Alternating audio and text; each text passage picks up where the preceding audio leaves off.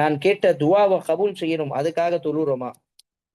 அல்லாஹ் என்னுடைய கஷ்டங்களை நீக்கணும் இதுக்காக தொழுறோமா?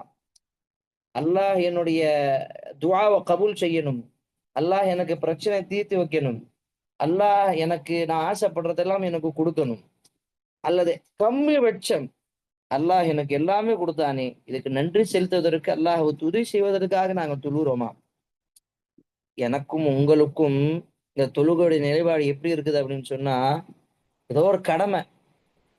அந்த டைம் டு டைம் எக்ஸர்சைஸ் போயிட்டு வந்து ஜாகிங் போயிட்டு டைம் டு டைம் வேலைக்கு வேலைக்கு இந்த உலகத்திலே அலைஞ்சிட்டு இருப்பாங்க பாருங்க.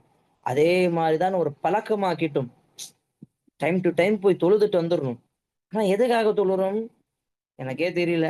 சரி தொழுதோமே, ஃபர்ஸ்ட் ரக்காத்துல என்ன படிச்சாங்க இமாம்? ஞாபகம் இல்லையேப்பா. 2வது ரக்காத்துல என்ன படிச்சாங்க? தெரியலையே.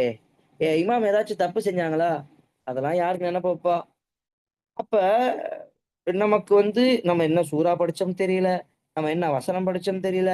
நம்ம என்ன துஆ கேட்கிறோம்னு தெரியல. நம்ம எதுக்காக தொழுறோம்னு தெரியல. அப்ப நம்மளுடைய தொழுகையுடைய நோக்கமே அந்த தொழுகையில இல்லையே. அப்ப எப்படி நமக்கு அந்த தொழுகையில ராஹத் கிடைக்கும் சொல்லுங்க? எப்படி நமக்கு தொழுகையின் மூலமாக அந்த வெற்றி கிடைக்கும் சொல்லுங்க? எப்படி அந்த தொழுகையின் மூலமாக நமக்கு சொர்க்கம் கிடைக்கும் சொல்லுங்க? அப்போ தொழுகையில குஷூ வேணும், இறையச்சம் வேணும் அப்படின்னு சொன்னா, இந்த தொழுகை அல்லாஹ்வுக்காக தொழுகின்றேன். அந்த நியத்தோட தொழுங்க பார்ப்போம்.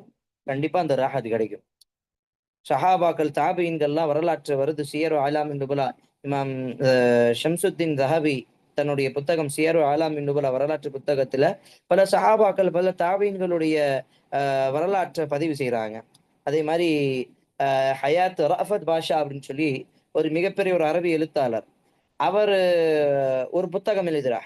ஹயாத்து ஸஹாபா. ஸஹாபாக்களுடைய வரலாற்று. அந்த சஹாபாக்கள் எல்லாம் எப்படி இருந்தாங்க? ஹயாத்து தாபிஈன். தாபியினுடைய வரலாற்று சம்பந்தமாக ஒரு புத்தகம் இருக்குது. இந்த புத்தகத்தெல்லாம் படிக்கும் பொழுது அவங்க தொழுகையில எவ்வளவு ஈடுபாடாக இருந்தாங்க தெரியுமா? அந்த தாபீன்கள் எழுதுறாங்க. நாங்க ஒவ்வொரு தொழுகையும் எப்படி தொழுவோம் அப்படின்னு சொன்னா, நான் செய்யக்கூடிய இந்த சஜ்தா தான் அல்லாஹ்வுக்கு கடைசியான சஜ்தா. அந்த உணர்வோடு தொழுவோம். அப்போதுதான் எங்களுக்கு அந்த இரையச்சம் வரும் அப்படின்னு சொல்றாங்க.